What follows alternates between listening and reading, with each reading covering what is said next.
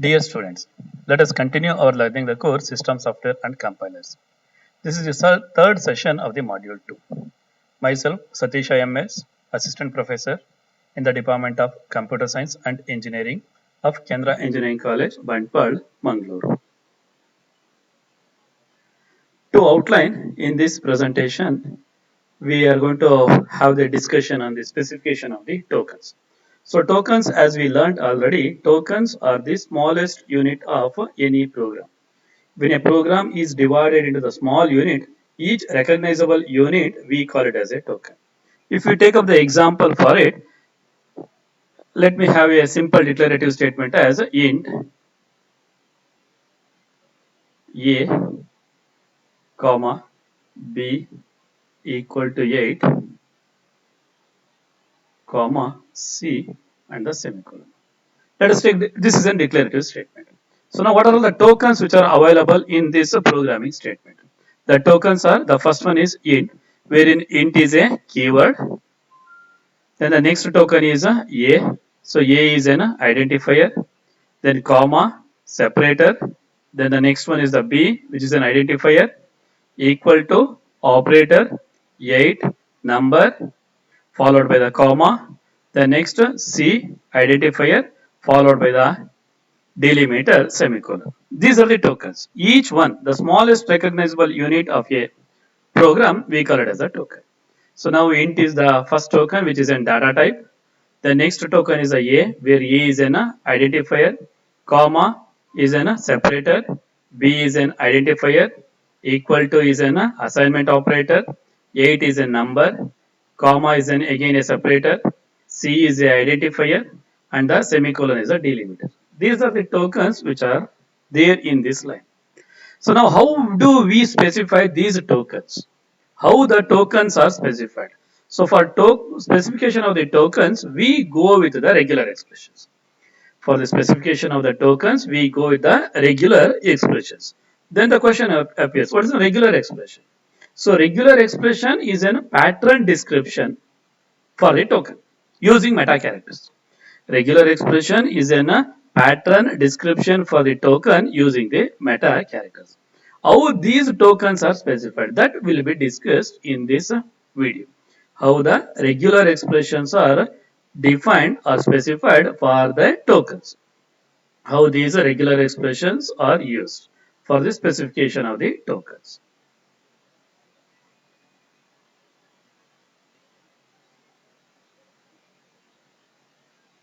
Fine. So for the specification of the tokens, these are the terminologies what we use. The first one is the alphabet. Alphabet is a finite set of symbols. What are the possible symbols which are there for the specification of the token? The next is string. String is a finite sequence of symbols from the alphabet. So alphabet we denote by the sigma, which is nothing but your any single symbol, any single input symbol. If my language is, if I take the language as strings ending with the AAB, then what are the possibilities for us? For the possibilities for us are the sigma will be the A comma B. So these are the our alphabet. That is our input symbols. That is a finite set of symbols. So string is a finite sequence. The strings ending with AAB. I can write it as a AB, then AAB. So now it is a string which is ending with the AAB. So now this is nothing but a string. So wherein string is a finite sequence of symbols which are drawn from that alphabet. Then the length of the string. The length of the string will be denoted by these modulus things, right? So if I use ABAAB, now what is the length of this string? That how many characters which are present in this one? How many characters are there? There are total 5. So that will be the length of the string. That is the number of occurrence of the symbols. Right? Then the empty string. So empty string is normally denoted by the epsilon. So epsilon, so I told in the previous few videos. So there is a big difference between the epsilon and the null. So null means nothing. Null means nothing. That is, we can't form any strings at all. We can't form any strings at all. Suppose if I use the word, the strings beginning with AB and strings beginning with BA. So I need to make a language wherein it should have the strings beginning with AB and beginning with BA. So is it possible? No, we can't have. So in that cases, we will get the null over there. That is, we can't get. So that is null. Wherein, if I use that word, strings may begin with the AB. It may begin with AB or it may not begin with the AB over there. So those cases wherein that is even that epsilon is also valid. Even that epsilon is invalid. That is, epsilon is a valid string with length 0. Epsilon is a valid string with length 0, wherein null stands for nothing. Null stands for nothing. Fine. The next, prefix. So prefix will be the beginning of the strings. That is, we match with the beginning of the string. That is, if I take the AAB over here, the prefix will be the AA, and the AAB. So it will start with the epsilon. That is, it will start with the epsilon. That is, epsilon is the prefix and suffix for all. Then the AA or the AAB. All these things are the prefix for the AAB. Suffix means ending. Again, it is a epsilon, B, AB, and the AAB. So they comes under your suffix. They are your suffix. Fine. Then the substring. That is a what we call, that is in part of the main string. Part of the main string, we call it as a substring. Then next is the subsequence of a string. So there is a sequence repetition of the string, we call it as a subsequence of the string. Fine. The next definition, language. Language is any countable set of strings over some fixed alphabet. If I write the language as language equal to, it is made up of the string W, wherein the W ends with AAB. I can write it as a W ends in AAB, ends with AAB. So now this is in language. That is, a language is a countable set of strings. We can have any number of strings over there, or some fixed alphabet. So here the fixed alphabets are E and the B. Here the fixed alphabets are E and the B. So these are the specifications for the tokens. Fine. Next, let us see the various operations on the tokens. So mainly we come across the 4 different operations over there. The first one is union. For union, we use the symbol union. The next one is the concatenation, that is nothing but your joining. The next is the star operation, that is your clean star, we call it as a denotion. And the positive closure will be the plus. Let us discuss one by one. Fine. So I want to make a string, either it will begin with AB or end with BA. I want to make the string which begins with AB or it will end with the BA. So how to write that one? How to write that regular expression for it? Right? So wherever this OR operation comes, this OR operation is nothing but your union. Either the first one or the second one. How we write the regular expression for it? First will be the AB. At the end, I should have the AB. Begin with the AB.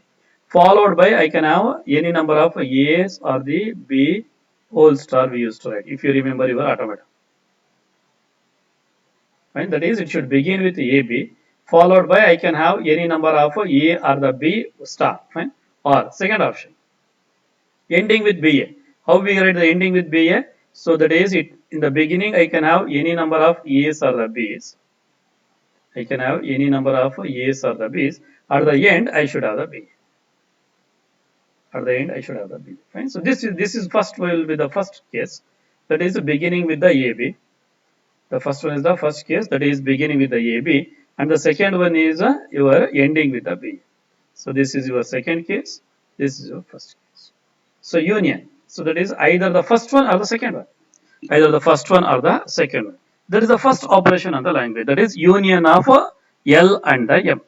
Fine. So L union M will be yes, where S is in either L or it may be there in the M. So L and M are the 2 languages.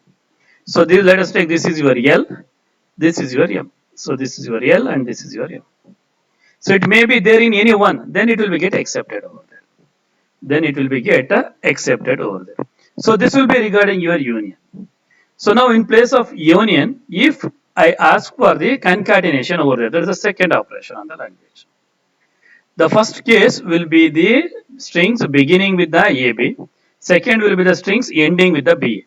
Okay. So how we write the beginning with the AB? So first I need the AB, then followed by A or B of any number. Any number. Then next will be the ending with BA. How we write a beginning? I can have A or the B of any number followed by the B. Now the concatenation. Concatenation means what? Joining. That is a first language. This is the first one. This is the second one.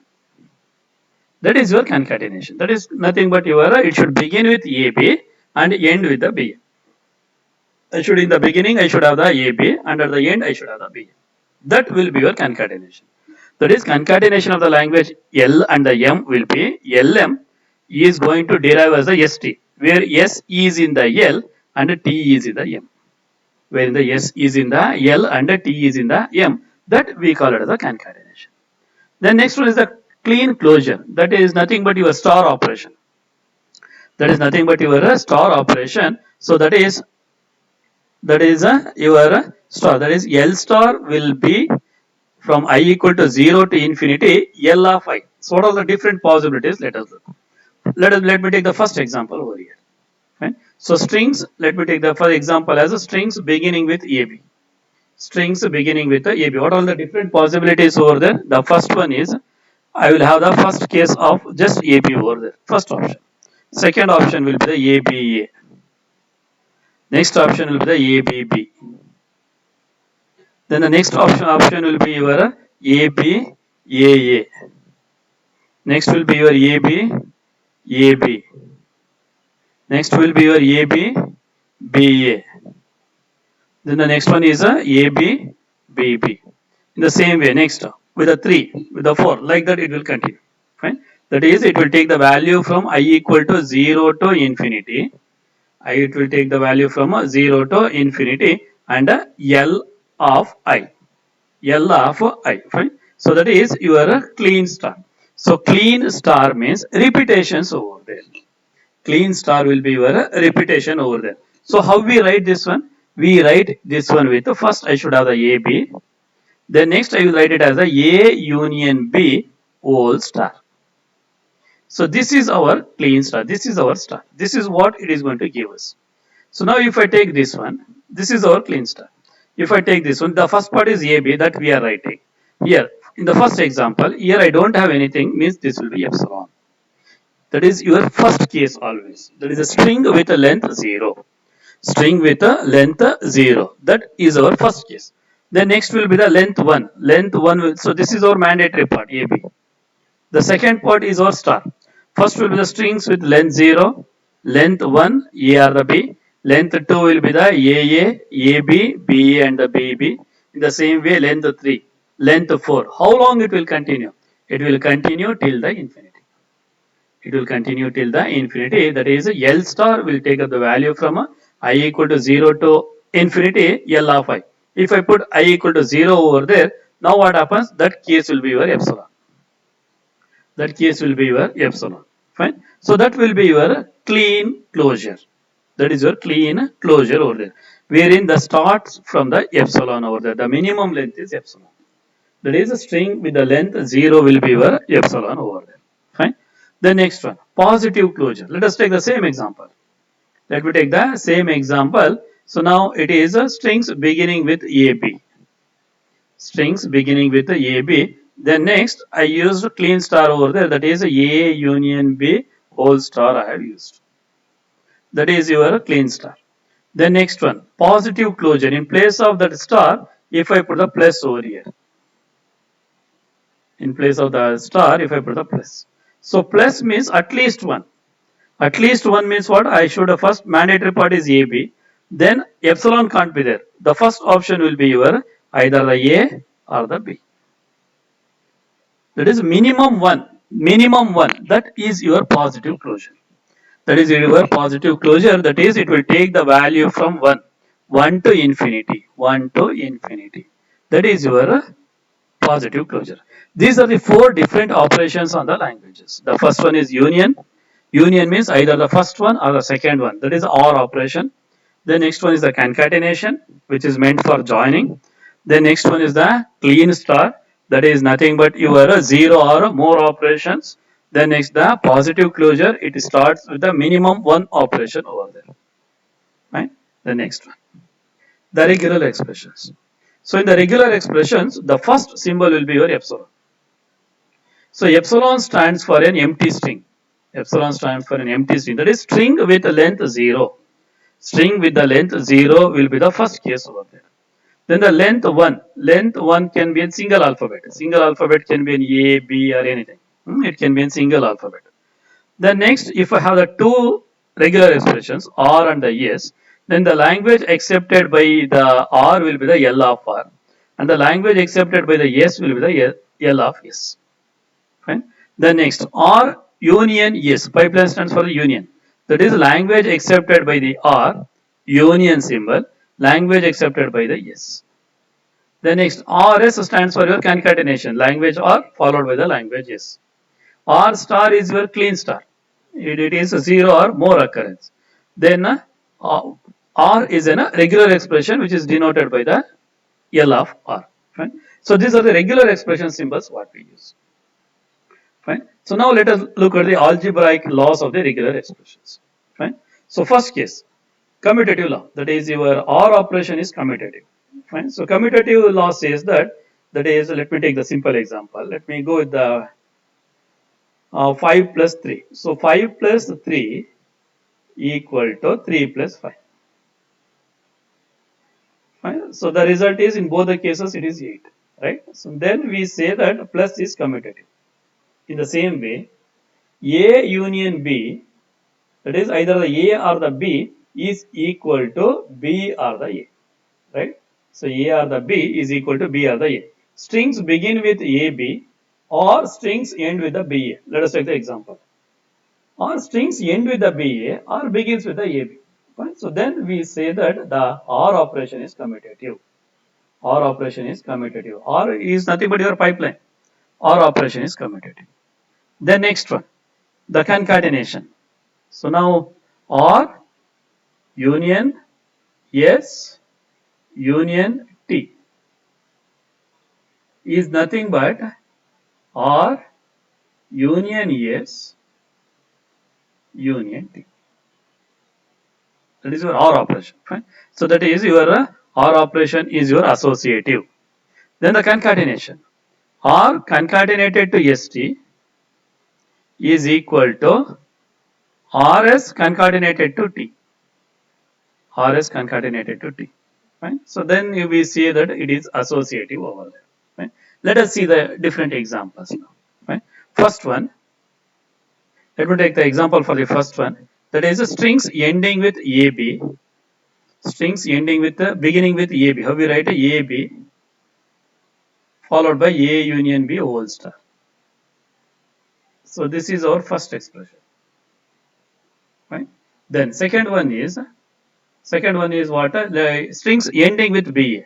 So how it will be A union B. The beginning I can have anything, but at the end I should have the BA over there. So now let me call it as a R. Let me call it as a yes. R union yes. Then now what happens? Begins with AB or ends with BA. S union R ends with BA or begins with AB. So now it is commutative over there. Now it is commutative over there. Right? In the same way, the associative. Right? That is R or S or T is equal to R or S or T. Right? That is the associative. The next is the concatenation. So concatenation, let me concatenate it as the first one is I. This is our R. R B I. Next S B I will write it as am. Next T I will take it as a teaching. Right? So these are the three different languages what I use. First example, first I will concatenate st, am teaching, then that is concatenated to I, that is I am teaching here. First I will concatenate these two, I am, then I will concatenate the teaching, right? So that is the result remains the same thing. The result remains the same thing. That's why the concatenation is associative. Concatenation is associative, but concatenation is not commutative. Remember that one. The if I use this one or concatenated to yes, what I will get I am. Then if I use yes concatenated to or, I will get it as am I. So now that is a concatenation. The concatenation is not commutative, but it is associative. Concatenation is not a commutative, but it is associative over there. Fine. The next one, the distribution. The distribution, right? So that is A. I will write it as a B union C. So this can be written as AB union AC. This can be written as AB union AC, the same thing. Or concatenated with S or T is equal to RS or the RT. RS or the RT. That is your concatenation distribution over the OR operation over there. Then next, for all, epsilon is a substring. That is epsilon R is equal to R concatenated with epsilon is equal to R. That is epsilon is an identity element for the concatenation. That you have to remember. If we concatenate anything with epsilon, that anything will remain same thing. That is AB concatenated with epsilon or epsilon concatenated with AB, both are AB only.